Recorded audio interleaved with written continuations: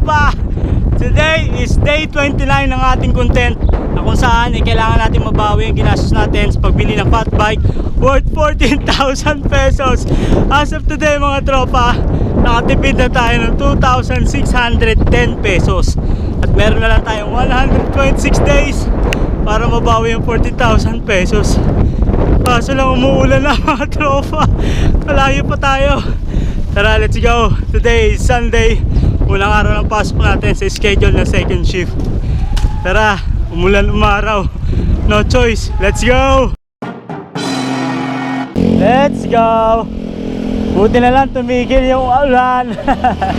Nahawa kay Tonton, tumigil. Malayo pa tayo mga tropa. 15 kilometers pa yung lalakbayin natin. Medyo late na tayo umalis ng bahay. Around 12:45. So ibig sabihin meron lang tayong 15 minutes na pahinga pagdating natin sa company. Kasi 1 oras yung biyahe natin eh. Ay Diyos ka. Nagpahinga ako kasi kakain lang. Mahirap magbike ng busog. Parang susuka mo yung kinain mo eh. Ngayon nga dumidighay pa ako eh. Buti na lang dito muli yung ulan. Thank you Lord. Pero basa na yung mga bata dito. May sabi umulan na dito. Ayan, maambon na naman dito. Hati-hati yung ulan ah. Sana hindi umulan sa mga dadaanan natin. Ang padyak lang tayo. Wala tayo magagawa kung late na talaga eh. Ayos na yan, ambon-ambon lang. Huwag lang lalakas. Kaso parang lumalakas ha. Tayo. Dadalawang isip ako kanina eh. Magkukotse o magmumotor o magbabike. Pero syempre mas pipiliin ko magbike para walang gastos. Kaso lang umulan. Ang init-init. Tinan nyo ang init dun oh. Tapos dito na ulan. Ano yun? Pero alam ko hindi lalakas yan. Tiwala ka Ton, hindi yan lalakas. Wala yan Ton. Malakas na. Yun, minit na uli. Mainit dito. Huwag kang tumuloy. Ang init dito. Huwag kang tumuloy. Oh, tingnan nyo naman ang init. Pero naulan. Ano ba yan? What is happening?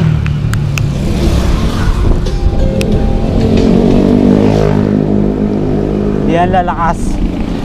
Dinadala lang yan ng hangin. Hindi yan lalakas. Yes.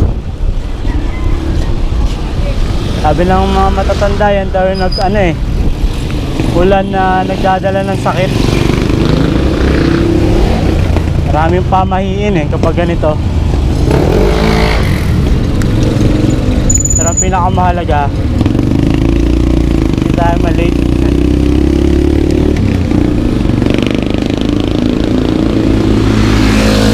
Go! Grabe tropa. Layo pa tayo. Time check, alauna na yata. 1 oras na lang tayo.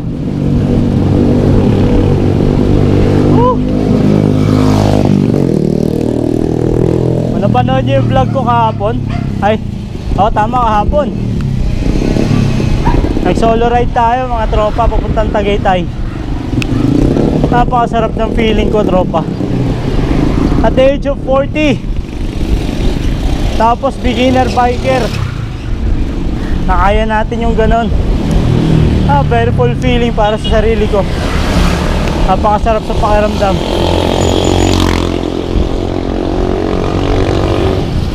Una, susuko na sana ako eh. Kasi grabe, anli ahon talaga. Tapos yung ahon niya, ang haba. Sobra.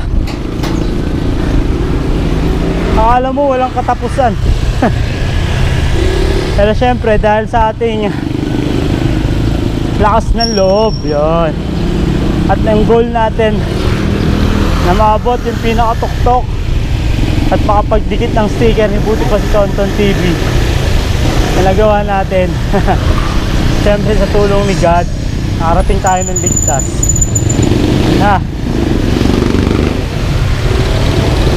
Tapos nagpahinga lang ako ng konti. Tapos uwi na naman. Ang sarap pag pauwi mga tropa, halos hindi ka napipidal. Ganon kagrabe yung ahon papuntang Tagaytay. Sobra. Kung 2 oras yung papunta, ang pabalik mo 1 oras lang. Imagine. Ang pauwi mo napakabilis.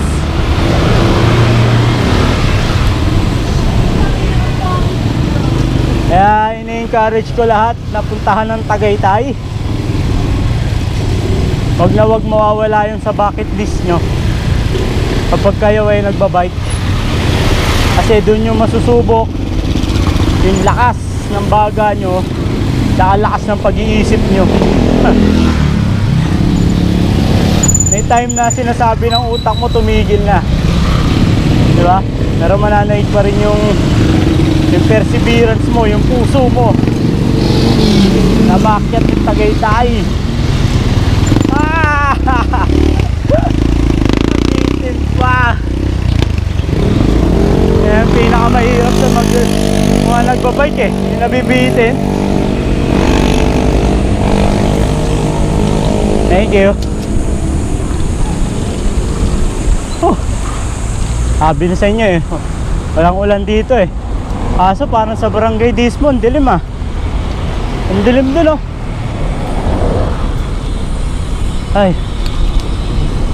Okay. San Isidro na tayo. Tapos Pulo. Yan, dumilim na naman. Mamaya ka na bumuhos pag nasa trabaho na ako. Please. Please, please.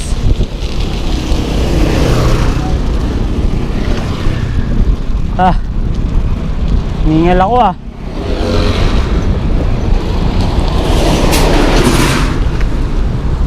Pero chill ride lang tayo mga tropa. Hindi natin kailangan magmadali. Kaya yan. Day 29 ng ating content.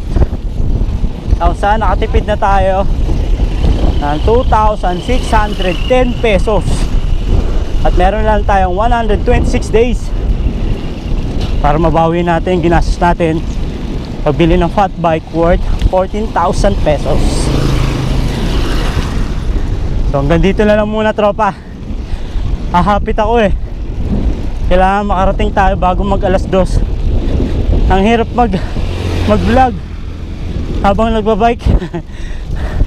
Nakakadagdag ng bawas enerhiya yung pagsasalita.